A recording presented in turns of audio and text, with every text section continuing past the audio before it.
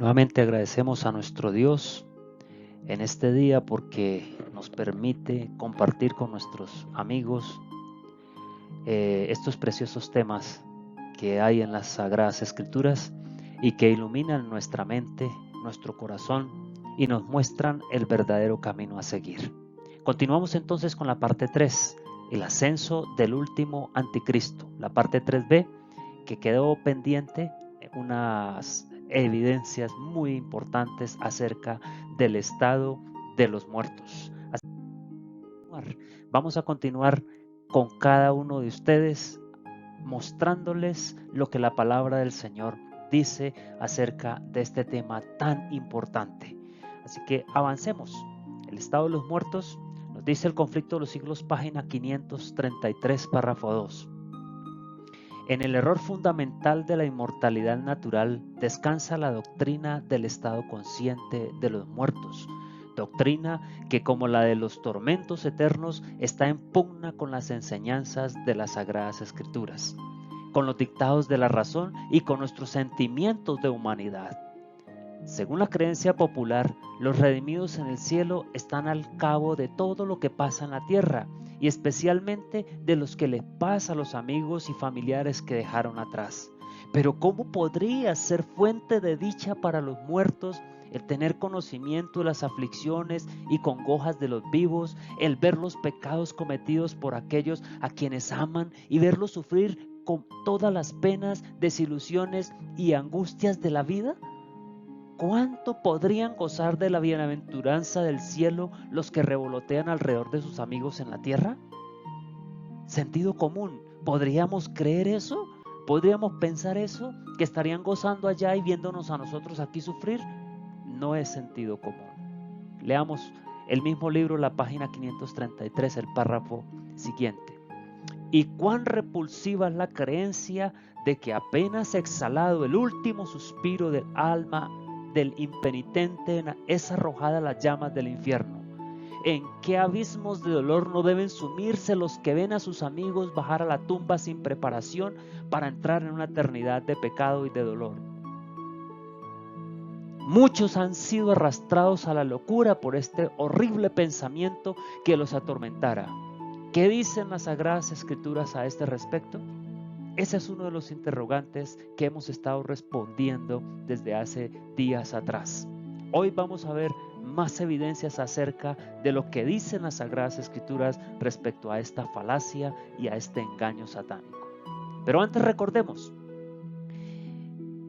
la vez pasada estuvimos hablando de que los muertos no saben nada. Las Sagradas Escrituras fueron claras, nos mostraron claramente que los muertos no tienen conocimiento en la tumba. También encontramos la declaración de Mateo 10:28, que el Señor dice: no temáis a los que maten el cuerpo, pero no pueden matar el alma. Temáis más bien al que puede destruir el alma y el cuerpo en el infierno. Si hay que temer al que puede destruir el alma, entonces el alma no es inmortal.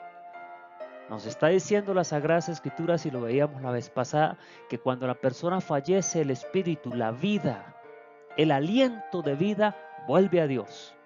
No es consciente. Hablamos de los espíritus en prisiones que el apóstol Pedro menciona. Esos espíritus de prisiones concluíamos que eran aquellos que estaban en la época de Noé. Estaban en prisiones de oscuridad porque se les había puesto un plazo para que se arrepintieran. Las almas bajo el altar de Apocalipsis 9, bajo la quinta trompeta, también estábamos mostrando eso. Si las almas están bajo un altar, entonces, ¿por qué en el espiritismo nunca se aparecen bajo el altar? Siempre se han aparecido como almas inteligentes, como que están gozando de todo lo que tienen allá. Pero eso es una figura sencillamente que estaba mostrando que aquel que se entrega al Señor es alguien que puede servirle con todo su ser, y es una representación de los mártires. Y también estudiamos la Medium de Endor, donde no encontramos nada para que el espiritismo se sustente basado en las Sagradas Escrituras. Fue un caso real de espiritismo, como suceden hoy, pero no es que la Biblia lo esté apoyando y que sea así. Así que vamos a avanzar en nuestro estudio. vamos a hablar de que la Biblia compara la muerte con el sueño. Y algunos de estos textos son claros, por eso vamos a prestarles mucha atención. La muerte en numerosos pasajes se compara con el sueño, en contraste con la condición de vigilia o estar despiertos. Miremos lo que dicen algunos textos. Salmo 13:3. Mira, respóndeme, oh Jehová Dios mío, alumbra mis ojos para que no duerma de muerte. ¿Cómo así? El escritor bíblico está hablando aquí que la muerte es un sueño. No duerma de muerte. Y miremos textos más. ¿Y por qué no quitas mi rebelión y perdonas mi iniquidad? Porque ahora dormiré en el polvo, y si me buscares de mañana ya no existiré. Job 7:21. También creía que el dormir es muy similar a la muerte. Juan 11:11. Dicho esto, les dijo palabras de nuestro Señor Jesucristo: nuestro amigo Lázaro duerme, mas voy para despertarle. Y si leímos los versículos siguientes, confirman ciertamente que el Señor se refería era a la muerte, no a un sueño de reposo, a la muerte. ¿Por qué creían ellos que la muerte era como un sueño? Porque van a ser despertados en la resurrección y no hay conciencia. Hechos 7:60. Y puesto de rodillas clamó a gran voz: no les tomes en cuenta este pecado. Y habiendo dicho esto, durmió. La muerte de Esteban. ¿Quién cree ahorita que Esteban está durmiendo? ¿Qué fue que se acostó a dormir en ese momento, perdón? Ninguno. Todos entienden que el dormir para Esteban fue que murió apedreado. Miremos un texto más, 1 Corintios 11:30. Por lo cual hay muchos enfermos y debilitados entre vosotros, y muchos duermen, o sea, están muertos. Encontramos un texto más, 1 Corintios 15:51. He aquí os digo un misterio: no todos dormiremos, pero todos seremos transformados. ¿Y a qué se estará refiriendo con dormir el apóstol Pablo ahí? A la muerte. Un texto más, 1 Tesalonicenses 4:14. Porque si creemos que Jesús murió y resucitó, así también traerá Dios con Jesús a todos los que durmieron en él. Y resurrección, ¿a qué se refiere? Pues a resucitar, a revivir a los que están muertos. Y el apóstol Pablo menciona que están dormidos. Entonces, la Biblia muestra que la muerte es como un sueño inconsciente, en el cual nosotros no nos damos cuenta ni el tiempo que pasa, ni lo que hay a nuestro alrededor. No hay nada de conciencia cuando la persona baja a la tumba. Está dormido profundamente. Pero solo hay un rasgo del sueño, en virtud del cual puede ser tomado como una figura de la muerte. Y es la condición de la inconsciencia que cierra las vías de los sentidos a todo el entorno. No nos damos cuenta cuando estamos dormidos profundamente, ni escuchamos, ni sentimos, ni siquiera el transcurso del tiempo lo tenemos. Si uno no es así inconsciente en la muerte, la figura es falsa y la comparación ilógica y engañosa. Entonces, si están muertos, si están durmiendo todos los antiguos, incluyendo a Pablo, entonces estaría consciente de muchas cosas, si no fuera comparada realmente con la inconsciencia del sueño. Los pensamientos y la memoria perecen. Miremos las citas. Salmo 146, 3 y 4. No confiéis en los príncipes ni en hijo de hombre, porque no hay en él salvación, pues sale su aliento y vuelve a la tierra. En ese mismo día perecen sus pensamientos. Qué interesante, cuando el espíritu, el aliento sale y el polvo queda aquí, dice que en ese mismo día sus pensamientos perecen. Pero la palabra pensamientos no significa aquí simplemente los proyectos y propósitos que uno tiene a la vista, que a menudo fracasan cuando el autor de los mismos muere, sino que proviene de una raíz que significa el acto de pensar, el funcionamiento de la mente, y en la muerte eso cesa por completo. O sea, su cerebro y todas las facultades que hay en él perecen en ese momento. No hay conciencia. porque así está diciendo el Salmo 146, 3 y 4. No pueden pues ser los muertos los que salgan del oculto con una inteligencia como se muestran en el espiritismo. No son ellos, porque ya hemos visto suficientes evidencias. Hay un engaño en ese concepto. Miremos lo que dice Job 14:21. Sus hijos de los muertos no tendrán honores, pero él no los sabrá, o serán humillados y no entenderá de ello. Entonces, preguntémonos, si los muertos no pueden tomar conocimiento de asuntos de tanto interés como estos, como sus hijos, ¿cómo pueden comunicarse con los vivos como lo hacen los espíritus? Si ellos no tienen conocimiento de esas situaciones, ¿cómo los espíritus lo pueden hacer? El Salmo 6:5 dice, porque en la muerte no hay memoria de ti, en el Seol, ¿quién te alabará? Y el Salmo 115:17 dice lo mismo, no alabarán los muertos a Jehová, ni cuantos descienden al silencio. Entonces, preguntémonos, ¿es posible que un hombre justo y recto, si está vivo y consciente después de entrar en la tumba, no alabe y dé gracias al Señor? ¿Tendrá y existirá esa posibilidad? Que aquellos que han servido a Dios en esta tierra y mueran, no sigan alabándole si son conscientes después de la muerte. Si son conscientes después de la muerte, estos textos entonces serían mentira.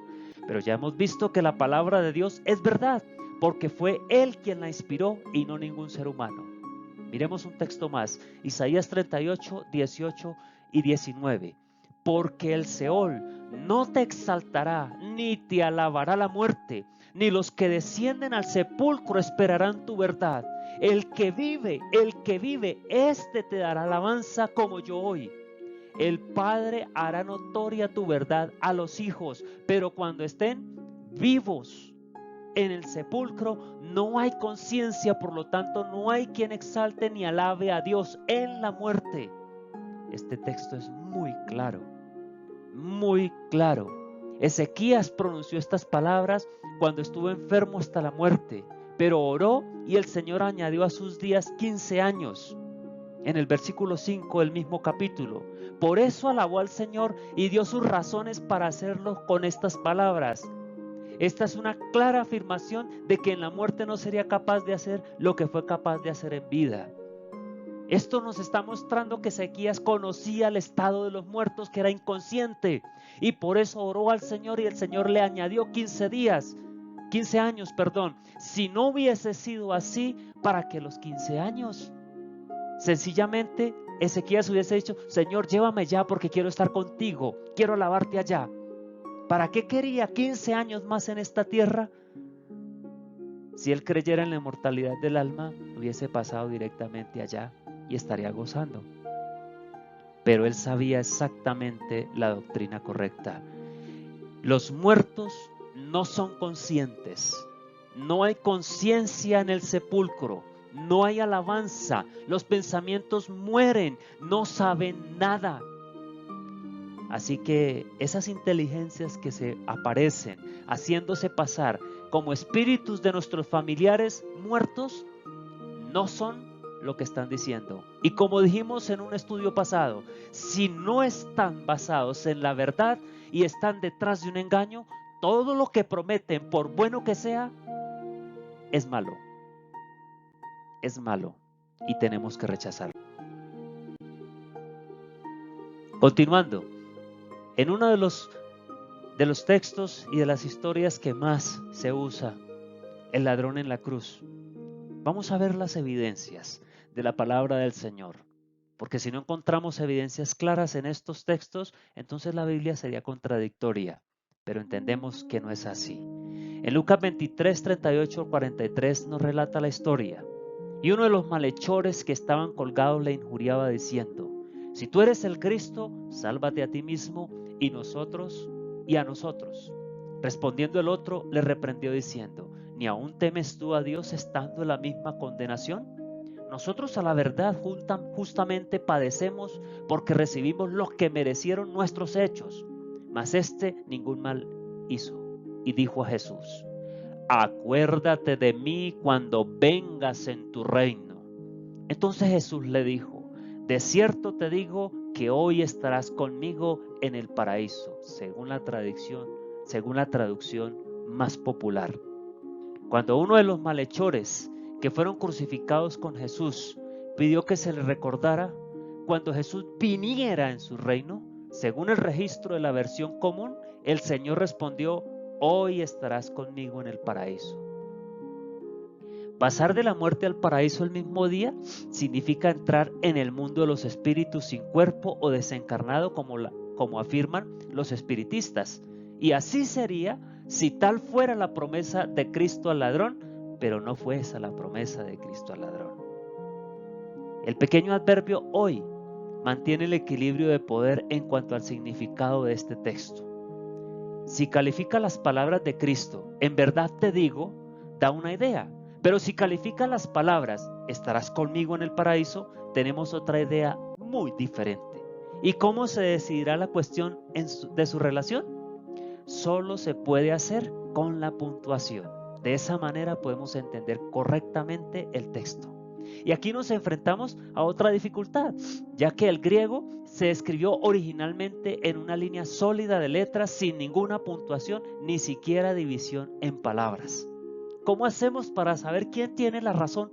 ¿Dónde va la coma? ¿Dónde va el signo de puntuación?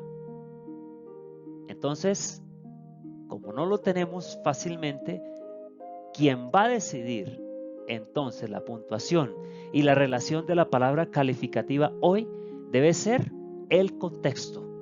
Vamos a mirar cómo el contexto determina dónde debe ir el signo de puntuación y cómo debe aplicarse la palabra hoy, que es la palabra que califica la frase correctamente. Miremos entonces que es un hecho que Cristo no fue al paraíso ese día. Cristo murió, fue colocado en la tumba y al tercer día resucitó de entre los muertos. María fue la primera en conocerlo y buscó para adorarle, pero él le dijo, allá en Juan 20, 16 y 18, no me toques, porque aún no he subido a mi Padre, mas ve a mis hermanos y diles, subo a mi Padre y a vuestro Padre, a mi Dios y a vuestro Dios. Fue entonces María Magdalena para dar a los discípulos las nuevas de que había visto al Señor y que Él le había dicho estas cosas. Entonces Jesús le dice, no me toques porque no he subido a mi Padre. Estaba con los muertos, o sea, en inconsciencia.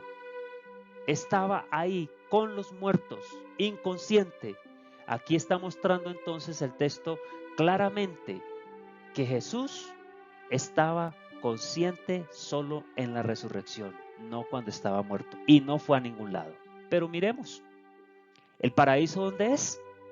La Sagrada Escritura nos dice que el paraíso está donde está el Padre, o sea que si Jesús estaba diciendo que no había subido al Padre, no subió al paraíso tampoco. Miremos lo que dice las Sagradas Escrituras en 2 Corintios 2, 2 y 4. Ahí el apóstol dice que un hombre fue arrebatado al paraíso, donde oyó palabras inefables que no les es dado al hombre expresar. Al paraíso. ¿Y dónde? Según los versos anteriores, está diciendo que era allá donde estaba Dios. Otro texto más, Apocalipsis 2:7.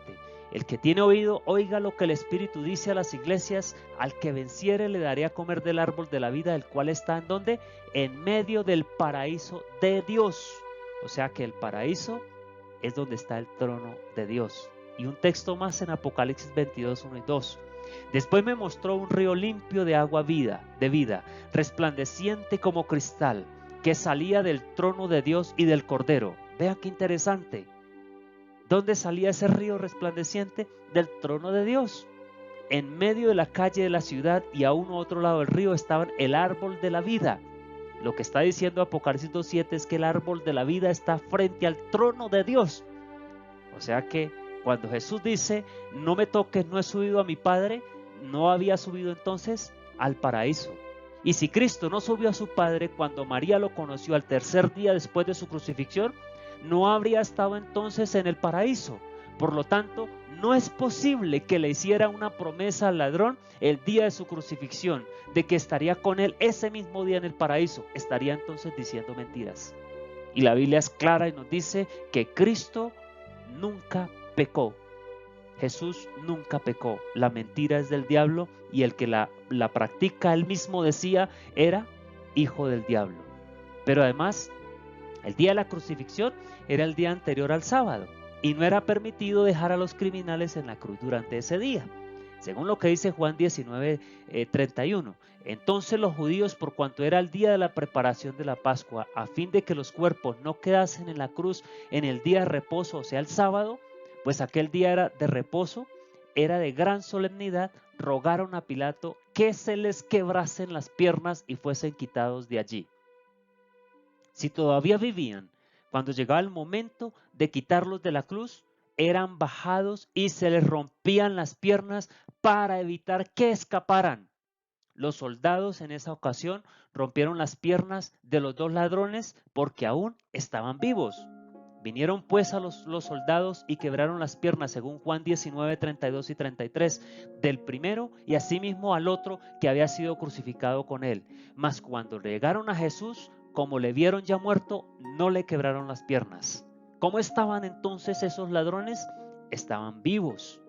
Por lo tanto, el ladrón al cual se refiere la historia no murió ese día, sobrevivió hasta el día siguiente. Tampoco podría entonces decirse que él estuvo en el paraíso ese día. Así que hay dos objeciones totalmente insuperables contra el adverbio hoy para calificar la promesa de Cristo: estarás conmigo en el paraíso. Una, Cristo no fue al paraíso ese día. Y dos, el ladrón no murió ese día, por lo tanto tampoco estuvo en el paraíso ese día. Ante estos hechos, el argumento del estado consciente construido sobre este incidente se desvanece en el aire o se derrumba como un castillo de naipes.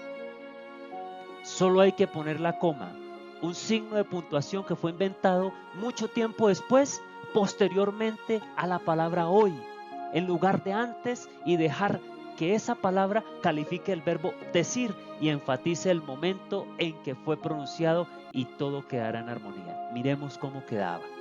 Según la Nueva Biblia, en esta versión, Lucas 23:43 se traduce así: entonces Jesús le dijo, en verdad te digo, hoy estarás conmigo en el paraíso. Pero si la calificamos en el contexto que nos dice las Sagradas Escrituras, sin hacer contradecirla, quedaría así. Entonces Jesús le dijo, en verdad te digo hoy, estarás conmigo en el paraíso. ¡Qué gran diferencia! ¿Cómo cambia el significado? Y cómo el último texto, vertido de esta manera, armoniza con todo lo que hemos estado hablando del estado de los muertos. La Biblia es clara y la honra y la gloria sean para nuestro Dios por eso. Así que la petición del ladrón no se refería a ese día, sino que esperaba el momento en que Cristo viniera en su reino. ¿No fue eso lo que pidió él? Acuérdate de mí cuando vengas en tu reino. Jesús no iba a venir en tu reino apenas muriera. No podría ser así.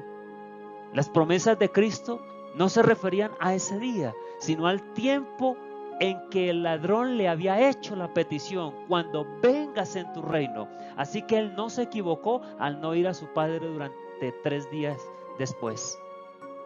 La petición del ladrón fue que se le recordara en el momento en que Cristo viniera a su reino. Y dice Cristo, de acuerdo a esa petición, estarás conmigo en el paraíso. El ladrón solo pidió ser recordado cuando Cristo viniera. Si Cristo quiso decir al ladrón que debía estar con él en el paraíso ese día que fueron colgados en la cruz, entonces ¿dónde estaría la respuesta a la petición del ladrón de que Cristo se acordara de él cuando vinieran a su reino? ¿Dónde quedaría entonces esa respuesta? ¿Dónde quedaría entonces esa promesa? Quedaría en nada y sería una mentira. El ladrón está durmiendo tranquilamente en la tumba, pero Cristo pronto vendrá en su reino. Entonces el ladrón será recordado, resucitará entre los muertos y estará con Cristo en ese día en el paraíso al que él prometió y donde va a introducir a todo su pueblo. Así, todo es tan claro como un rayo de sol, cuando el texto se libera de los desaciertos de los seres humanos, cuando se libera de los desaciertos de todos los malos pensamientos y de todas las obras de iniquidad. La partida de Pablo. Miremos un texto importante. Filipenses 1:23. Allí el apóstol dice: porque de ambas cosas estoy puesto en estrecho, teniendo deseo de partir y estar con Cristo, lo cual es muchísimo mejor. Esta es una de las declaraciones de Pablo que muchos malinterpretan para hacer decir al apóstol lo que él no se imaginaba y menos creía, que el alma es inmortal. Pablo no estaba diciendo eso allí. Aquí no nos dice cuándo estará con Cristo, pero sí nos lo dice en muchos otros lugares, y él lo dice claramente que es en la resurrección, en la venida de Cristo. Miremos 1 Tesalonicenses 4:16. Porque el Señor mismo, con voz de mando, con voz de arcángel y con trompeta de Dios, descenderá del cielo, y los muertos en Cristo resucitarán primero. ¿Cuándo será? Cuando se escuche la voz de trompeta, la voz de arcángel, cuando Cristo regrese por segunda vez. Un texto más, versículo 17. Luego nosotros, los que vivimos, los que hayamos quedado, seremos arrebatados juntamente con ellos, o sea, con los muertos resucitados en las nubes, para recibir al Señor en el aire, y así estaremos siempre con el Señor. Segunda de Corintios 5:2 nos dice: y por esto también gemimos, deseando ser revestidos de aquella nuestra habitación celestial. Cuando habla de que estaremos revestidos con el vestido de nuestra morada del cielo, nos dice que es cuando la mortalidad es sorbida de la inmortalidad. Por eso es solo en el último triunfo, a la final trompeta, que recibiremos la inmortalidad. Nadie tiene inmortalidad aquí en este mundo. Así lo dice 1 Corintios 15:51. He aquí os digo un misterio: no todos dormiremos, pero todos seremos transformados en un momento, en un abrir y cerrar de ojos, a la final trompeta, porque se tocará trompeta y los muertos serán resucitados incorruptibles y nosotros seremos transformados. Cuando se toque la trompeta seremos revestidos de inmortalidad. Cuando Cristo regrese por segunda vez y resucite a los muertos, todos los que hayan muerto en ese momento en Cristo van a ser resucitados inmortales, no antes. Y 1 Corintios 15, 53 y 54 nos sigue apoyando en este sentido. Porque es necesario que esto corruptible se vista de incorrupción y esto mortal se vista de inmortalidad. Y cuando esto corruptible se haya vestido de incorrupción y esto mortal se haya vestido de inmortalidad, entonces se cumplirá la palabra que está escrita: sorbida es la muerte en victoria. Qué maravillosas palabras. Qué maravillosa promesa. Todos los muertos en Cristo van a resucitar en el día postrero. No están revoloteando por ahí, mirando cuánto sufren sus familiares o sus amigos, mirando cómo desechan estas preciosas promesas. No es eso lo que la Biblia nos está enseñando. Nos está diciendo que hay una promesa de resurrección, que hay una esperanza de vida eterna. No importa que hayamos muerto años atrás, desde que hayamos muerto en Cristo, algún día escucharemos la final trompeta y Cristo nos resucitará. La mujer que tuvo 7 maridos, que es otro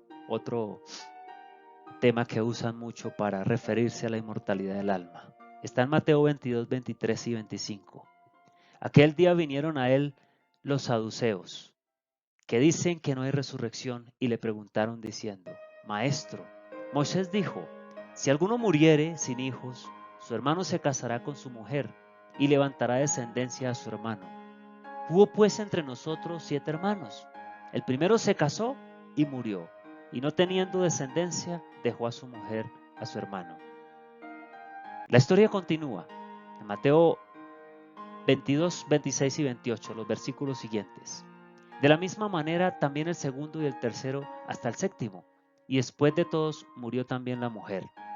En la resurrección, pues, ¿de cuál será de los 7 es su mujer, ya que todos la tuvieron? Si se nos habla de la mujer que tuvo 7 maridos, no se da ninguna pista de ninguna reunión hasta después de la resurrección. Por eso ellos dicen en la resurrección. Por lo tanto, ya sabemos que la resurrección es cuando Cristo venga por segunda vez. Pero Jesús les contesta, y de aquí es donde ellos se basan. Mateo 22, 32. Yo soy el Dios de Abraham, el Dios de Isaac, el Dios de Jacob. Dios no es Dios de muertos, sino de vivos. Entonces, como Dios no es Dios de muertos, sino de vivos, dicen sencillamente, claro, por eso es que cuando muere la persona queda consciente, y entonces Dios sigue siendo el Dios de ellos allá. Pero no es a eso que se refieren las Sagradas Escrituras. Si Dios se llama a sí mismo, no el Dios de los muertos, sino de los vivos, es porque habla de las cosas que no son como si lo fueren. Y los dignos de quienes se habla de esto están seguros de vivir de nuevo, porque Dios sabe que puede hacer lo imposible para nosotros. Para Él, la muerte es un sueño y nos puede despertar por su poder. Por eso nos considera a todos los que han muerto en la fe del Señor Jesús como vivos, porque sabe que están seguros y los va a restaurar en el día postrero. Romanos 4:17 nos dice, como está escrito, te he puesto por padre de muchas gentes, delante de Dios a quien creyó, el cual da vida a los muertos y llama las cosas que no son como si fuesen. Ahí está el principio del cual se refería el Señor Jesús. Dios no es Dios de muertos sino de vivos, porque era Dios de vivos de Abraham, de Jacob y de Isaac, si habían muerto miles de años atrás, porque sabe que están seguros y los va a resucitar y los ve como si estuvieran vivos, porque su poder no tiene comparación. Hebreos 11:16 también lo dice, pero anhelaban una mejor. Este es celestial, por lo cual Dios no se avergüenza de llamarse Dios de ellos, porque les ha preparado una ciudad. ¿Y cuándo se las va a entregar?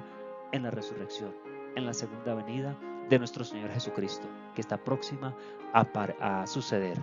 Por lo tanto, ahora se habla de que están vivos a sus ojos porque lo están en su propósito. Dios sabe que los va a resucitar de allí.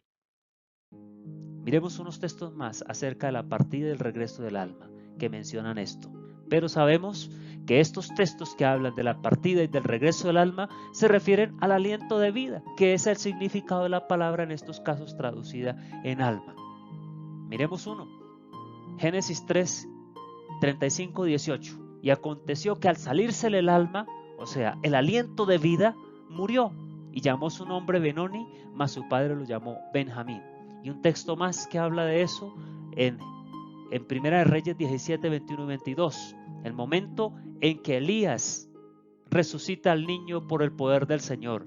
Y él ruega, dice, Jehová Dios mío, te ruego que hagas volver el alma, o sea, el espíritu, el aliento de vida de este niño a él. No se estaba refiriendo a otra cosa, porque si no las Sagradas Escrituras estuvieran contradiciendo.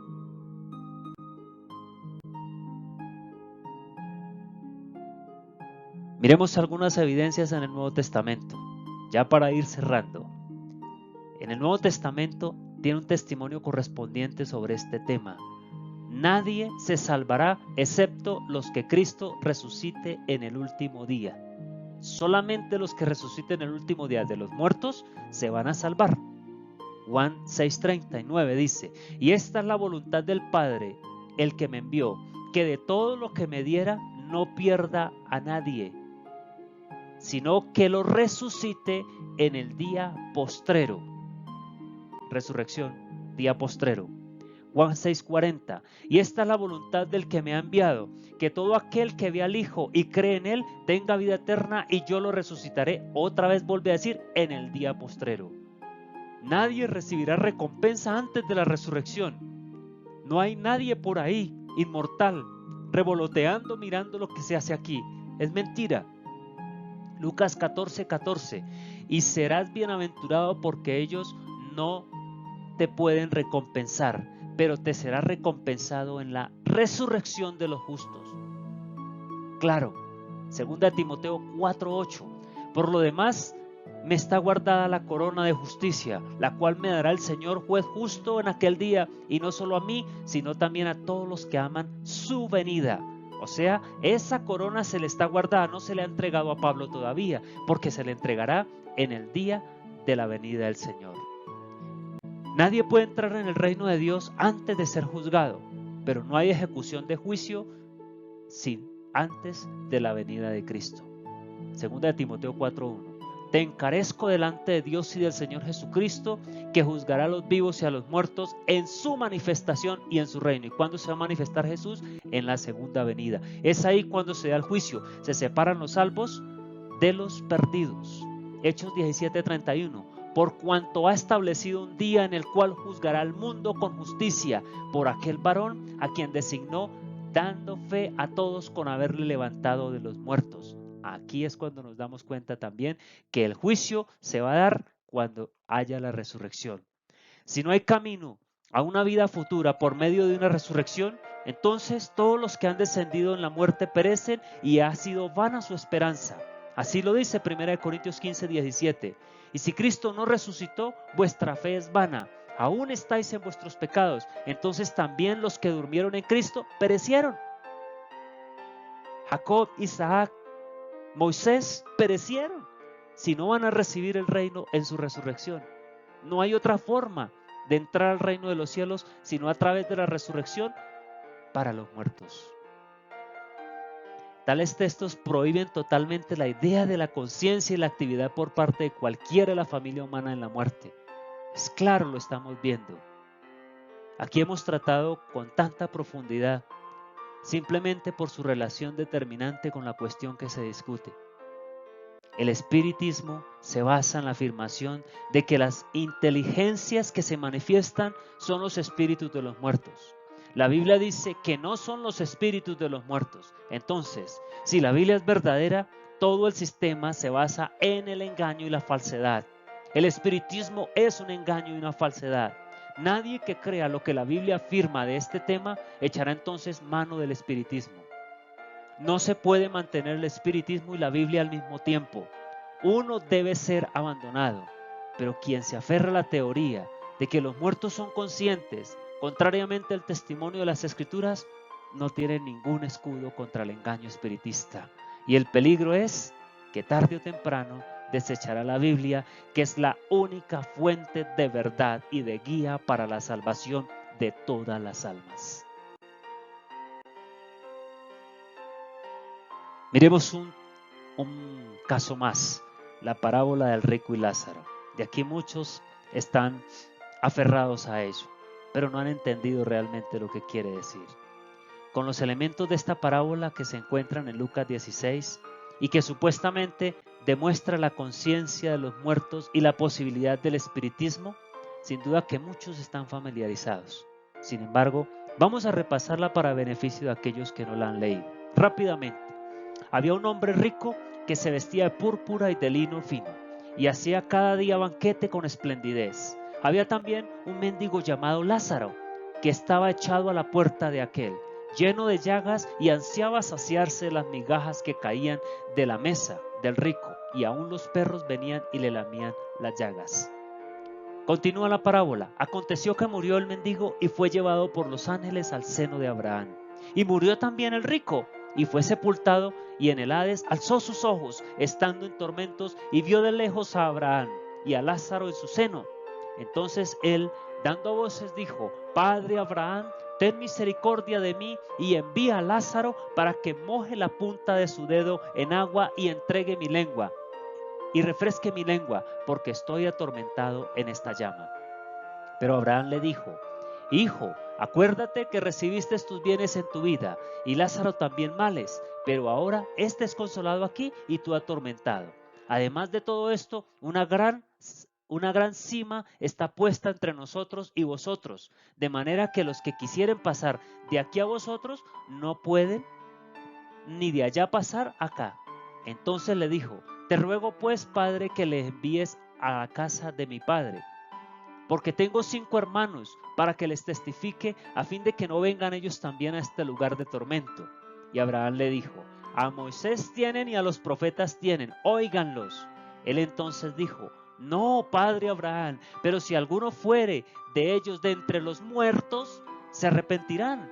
Mas Abraham le dijo: si no oyen a Moisés y a los profetas, tampoco se persuadirán, aunque alguno se levantare de los muertos. Esta es la historia que está registrada en Lucas capítulo 16. Hay que tener siempre presente entonces que se trata de una parábola, y en una parábola ni las fiestas ni las escenas deben tomarse al pie de la letra, por lo que no se pueden construir ninguna doctrina sobre tales representaciones simbólicas. Pero no solo es una representación pictórica, sino que es una parábola basada en tradiciones arraigadas en los tiempos de Cristo por los propios judíos. Así, T.J. Hudson, en La Ley de los Fenómenos Psíquicos, página 384, dice: es un hecho histórico, sin embargo, que antes del advenimiento de Jesús, los judíos se habían imbuido de la doctrina griega del Hades, que era una estación, según ellos, de espera intermedia entre esta vida y el juicio. En ella se encontraban tanto el paraíso como la gehenna, el uno a la derecha y el otro a la izquierda, y en estos dos compartimientos se separaban los espíritus de los muertos.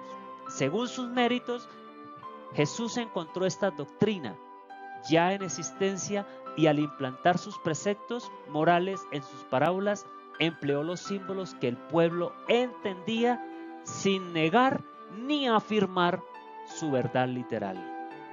Entonces, ¿qué pasaba? Los judíos conocían esos engaños porque habían sido imbuidos del paganismo. Los habían traído precisamente de los griegos. La inmortalidad del alma, creían ellos en eso. Pero Cristo los estaba cogiendo en su propio terreno, pero no estaba afirmando ni negando esa verdad, ese tema, perdón. Así que Cristo apeló a la gente en su propio terreno, tomó los puntos de vista y las tradiciones que encontró ya entre ellos y los dispuso en una parábola de tal manera que reprende su codicia y corrige sus ideas de que la prosperidad y las riquezas en esta vida son señales del favor y la aprobación de Dios. ¿Qué pensaban ellos? Que los pobres eran pecadores y que no podían entrar al reino de Dios. Los ricos sí podían entrar al reino de Dios porque eran prósperos y eran bendecidos por Dios. Esa era una de las ideas que tenían. Y estaban reprendiendo también su codicia, por lo cual el Señor los tomó en su terreno con esa parábola y les estaba mostrando que no es bendición el tener riquezas en esta tierra, sino el poder hacer tesoros en el cielo. Condena su desviación de las enseñanzas de Moisés y los profetas. Es otra de las verdades que está probando él con esa parábola. Ellos no estaban creyendo en Moisés y los profetas. Como parábola, no está diseñada para mostrar el estado de los muertos ni las supuestas condiciones que prevalecen en el mundo de los espíritus. No fue hecha para eso. Pero bueno, alguien insistirá en que no es una parábola, sino que es una representación de un hecho real. Entonces la escena se va a situar no en el estado intermedio, sino más allá de la resurrección, pues es después de que los ángeles hayan llevado a Lázaro al seno de Abraham. Pero qué sorpresa, los ángeles no llevan a nadie a ninguna parte en esta tierra hasta la segunda venida de Cristo y la resurrección de los muertos. Así lo dice Mateo 24, 30 y 31. Entonces aparecerá la señal del Hijo del Hombre en el cielo. Entonces lamentarán todas las tribus de la tierra y verán al Hijo del Hombre viniendo sobre las nubes del cielo con poder y gran gloria. Y enviará a sus ángeles con gran voz de trompeta. Y juntarán a sus escogidos de los cuatro vientos, desde un extremo del cielo hasta el otro. Entonces, ¿cuándo será que Lázaro va a ser llevado al seno de Abraham? Cuando Cristo venga. Si esa parábola fuera real, entonces tampoco serviría para representar y dar a entender de que sí hay conciencia después de la muerte.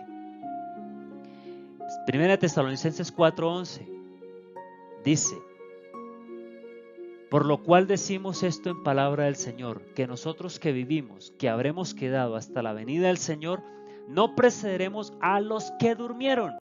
¿Por qué? Porque ellos están aquí durmiendo en la tierra, en el sepulcro donde fueron enterrados.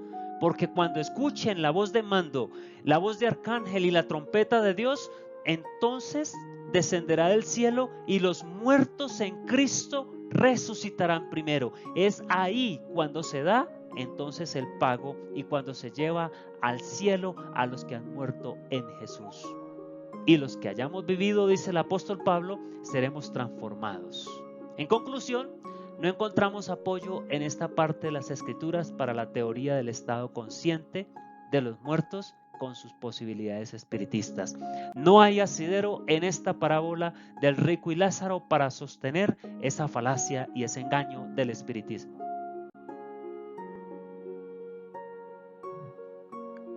Conclusiones. El mártir Tyndale, refiriéndose al estado de los muertos, declaró: confieso francamente que no estoy convencido de que ellos, o sea los muertos, gocen ya de la plenitud de gloria en que se encuentra Dios y los ángeles elegidos. Ni es tampoco artículo de mi fe, pues si así fuera, entonces no puedo menos que ver que sería vana la predicación de la resurrección de la carne. Claro, es verdad. ¿Cómo podemos nosotros decir para qué sirve la resurrección? ¿Cómo podemos nosotros creer que hay una inmortalidad después de la muerte y entonces la Biblia habla de la resurrección? ¿Para qué los hace regresar del cielo? Cuando Cristo venga, ¿para qué los hace regresar del cielo a resucitarlos? No es algo que sea real. Eso es mentira. Y también encontramos en el comentario del Nuevo Testamento, el tomo 2, es un hecho incontestable que la esperanza de pasar al morir a la felicidad eterna ha llevado a un descuido general de la doctrina de la resurrección. Los que creen en la inmortalidad del alma perdieron totalmente la esperanza en la resurrección. Y esta tendencia ha sido notada por el doctor Adam Clarke, quien escribió en ese comentario lo siguiente: la doctrina de la resurrección parece haber sido mirada por los cristianos como si tuviera una importancia mucho mayor que la que se le concede hoy. ¿Cómo es esto? Los apóstoles insistían siempre en ella y por medio de ella incitaban a los discípulos de Cristo a que fueran diligentes, obedientes y de buen ánimo. Pero sus sucesores actuales casi nunca la mencionan. Tal la predicación de los apóstoles, tal la fe de los primitivos cristianos. Tal nuestra predicación, tal la fe de los que nos escuchan. No hay doctrina en la que el evangelio insista más y no hay doctrina que la predicación de nuestros días trate con mayor descuido como la de la resurrección, por la falacia y el engaño de esta doctrina del alma inmortal. Quiero que nos quedemos con estos pensamientos inspirados de 1 de Tesalonicenses 4, 13 y 18. Tampoco queremos, hermanos, que ignoréis acerca de los que duermen, para que no os entristezcáis como los otros que no tienen esperanza. Porque si creemos que Jesús murió y resucitó, así también traerá Dios con Jesús a los que durmieron en él. Por lo cual os decimos esto en palabra del Señor, que nosotros que vivimos, que habremos quedado hasta la venida del Señor, no precederemos a los que durmieron. Porque el Señor mismo, con voz de mando, con voz de arcángel, con trompeta de Dios, descenderá del cielo y los muertos en Cristo resucitarán primero. Luego nosotros, los que vivimos, los que hayamos quedado, seremos arrebatados juntamente con ellos en las nubes para recibir al Señor en el aire y así estaremos siempre con el Señor. Por tanto, dice el apóstol, alentaos los unos a los otros con estas palabras. ¿Cuáles palabras?